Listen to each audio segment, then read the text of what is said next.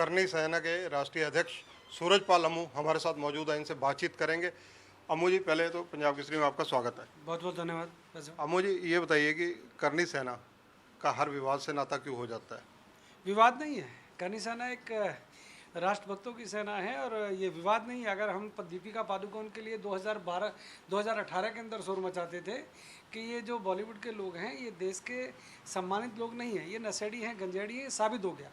2018 से जो करनी सेना की मुहिम थी उसको जो गति प्रदान की है, आज मैं तो मीडिया के लोगों का धन्यवाद करता हूँ, खासतौर पर आप लोगों का धन्यवाद करता हूँ कि आप लोगों ने उनकी सच्चाई सामने लाई है।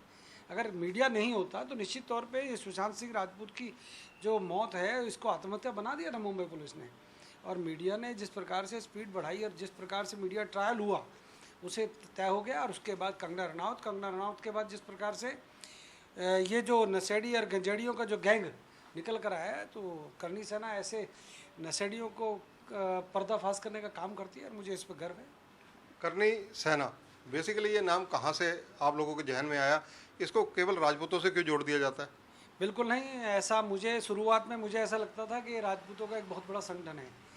श्री राष्ट्रीय राजपूत करनी सेना, श्री राजपूत करनी सेना करके राजस्थान के दो संगठन हैं, बड़े संगठन हैं, मैं उनका सम्मान करता हूँ, मैं स्वयं भी उनके साथ रहा। परंतु करनी माता जो स्वयं में एक देवी स्वरूप, एक माँ का रूप लेकर वो देशनोक जो बीकानेर में एक मंदिर है उसमें विराजमान है, उनका बहुत ज़्यादा उनकी फ़ैन फॉलोइंग है और उनको लोग पूछते हैं। उनके एक भक्तों में मैं भी हूँ। तो मुझे ऐसा लगा कि हिंदुत्व के नाम पर एक ऐसा संगठन तैयार हो जो देश के अंदर जो जिस प्रकार से लव जिहाद की अगर मैं बात करूं, आतंकवाद के अंदर जिस प्रकार से हिंदुओं को टारगेट किया जाता है आतंकवादियों के द्वारा, उन हिंदुओं की आवाज़ करनी सेना बने, इस प्रकार का एक संगठन बनाने का हमने सोचा। और अंतर्राष्ट्रीय स्तर पर ये संगठन एक रजिस्टर्ड संगठन है, रजिस्टर्ड सेना है और ये किसी एक जाति विशेष से संबंध नहीं रखती है। मैं आपके चैनल पर खासतौर पर पंजाब केसरी से आज गुजारिश करूंगा, ये बात पंजाब केसरी के माध्यम से सभी लोगों को पता होनी चाहिए। करनी सेना राष्ट्रभक्तों की सेना है, देशभक्तों की सेना है, ये किसी एक जाति विशेष की नहीं है। कंगना रनावत, आखिर कंगना रनावत को लेकर गुस्सा क्यों, विरोध क्यों? कंगना रनावत के नाम पर हमारा सिर्फ इतना ही कहना है कि एक देश की बेटी को, एक हिमाचल की बेटी को एक राष्ट्रीय पुरस्कार से सम्मानित एक बॉलीवुड की एक्ट्रेस को, जिसने सुशांत सिंह राजपूत की मौत के मामले को उठाया, जिसने बॉलीवुड के अंदर जो नशाखोर है उनके नाम बताने के लिए जो आगे आई, उसको जिस प्रकार से संजय राउत ने, शिवसेना के एक नेता ने, राज्यसभा के एक सांसद ने जिस प्रकार से जिन गालियों का प्रयोग किया, वो एक सभ्य समाज के अंदर खासतौर पर राज्यसभा के सांसद को इस प्रकार की भाषा का प्रयोग नहीं करना चाहिए था। हम लोगों ने विरोध किया। तो करनी सेना हर वक्त एयरपोर्ट हो या कहीं भी हो उसके सुरक्षा कवच के रूप में खड़ी रही। अगर शिवसेना ये कहे, अरे संजय राउत ये कहे कि मुंबई में घुस के दिखाए, तुम्हारे बाप का मुंबई है क्या? महाराष्ट्र तुम्हारे बाप का है क्या? महाराष्ट्र शिवाजी का है, मराठाओं का महाराष्ट्र है, करोड़ों लोगों का महाराष्ट्र है। और वहाँ पर किसी महिला को ये कहा जाए कि तुम मुंबई के अंदर घुस के दिखाओ, करनी सेना ने उनको मुंह तोड़ जवाब दिया।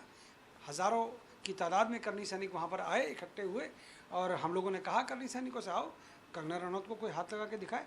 हमें गर्व है कि हमने कंगना रनावत की सुरक्षा का बीड़ा उठाया। वैसे तो गृह मंत्रालय ने उनको सुरक्षा प्रदान की थी, परंतु हज़ारों की तादाद में करनी सैनिक मुंबई एयरपोर्ट पर उनके अभिनंदन करने के लिए एयरपोर्ट पर उस दिन थे। और अगर कंगना रनावत नहीं, देश की किसी भी बेटी को अगर कोई धमकी देगा तो करनी सेना उसका विरोध करेगी। दीपिका पादुकोण, इनसे भी आपका खास प्यार रहा है, खास विवाद रहा है? विवाद नहीं रहा।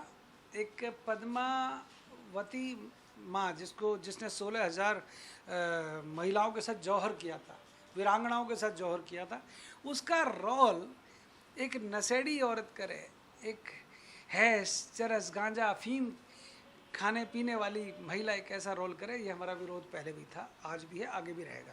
तो मैं पादुकोण के लिए, दीपिका के लिए इतना ही कहना चाहूँगा, अगर जरा भी हया शर्म है तो आपको कम से कम अपने पिता के नाम की चिंता करनी चाहिए थी।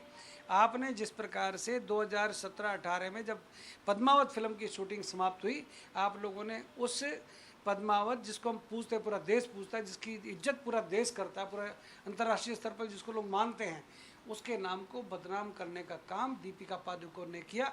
सुशांत सिंह राजपूत केस में जिस प्रकार से नशेड़ियों का एक बॉलीवुड का कनेक्शन जुड़ा, और उसके अंदर दीपिका पादुकोण, रकुल प्रीत सिंह और सारा अली खान और श्रद्धा कपूर जैसी बॉलीवुड की हस्तियों का नाम आया। मुझे लगता है कि बॉलीवुड का बॉयकॉट करना चाहिए। और पंजाब केसरी के माध्यम से मैं कहना चाहता हूँ सभ्य समाज के लोगों को, अपने बच्चों को ये कहना चाहिए कि इन दीपिका पादुकोण और श्रद्धा कपूर जैसी लड़कियों को आप अपना रोल मॉडल ना मानें, इनको सुपरस्टार ना कहें। ये लोग नशे में लिप्त रहने वाले, हमारे बच्चों को दिग्भ्रमित करने वाले लोग हैं। पंजाब केसरी के माध्यम से अनुरोध कर रहा हूँ, सूरजपाल अम्मू आपसे अनुरोध कर रहा है कि हमें बॉयकॉट करना चाहिए ऐसे बॉलीवुड के स्टार्स का और ऐसे बॉलीवुड के लोगों का जो नशे में लिप्त रहते हैं और नशे का कारोबार करते हैं। माया नगरी जो मुंबई जिसका जिक्र आप कर रहे हैं, फिल्मी हस्तियों का नशे से लिपटे होने का जिक्र कर रहे हैं, आखिर ऐसे क्या कारण मानते हैं जो माया नगरी इस वक्त नशा नगरी बन चुकी है? हाँ, माया नगरी तो है सब, माया है बहुत। पहले दाऊद की नगरी होती थी, अब ये माया नगरी है। और माया नगरी मैं तो कहूँ तो नशेड़ियों की नगरी है साहब। ये कैसा देश है जिसके अंदर अरबों खरबों रुपए के नशे का व्यापार होता है और मुंबई पुलिस, महाराष्ट्र सरकार चुप है। और इतना बड़ा कारोबार हो रहा है, वहाँ पार्टियाँ हो रही है दिन रात, मुंबई पुलिस कहाँ सो रही है?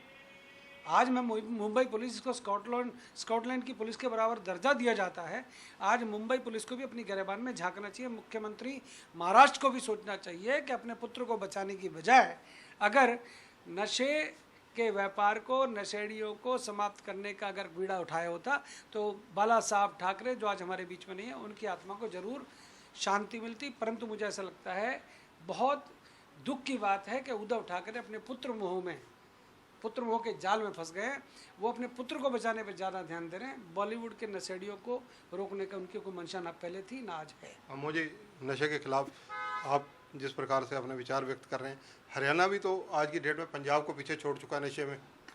निश्चित तौर पे अगर कहीं पर ऐसा है तो उसको रोकना चाहिए। करनी सेना ने हिमाचल के अंदर हम लोगों ने, करनी सैनिकों ने तय किया है कि हम नशे के कारोबार के खिलाफ मुहिम चलाएंगे। पंजाब के अंदर भी करनी सेना मुहिम चलाई हुई है।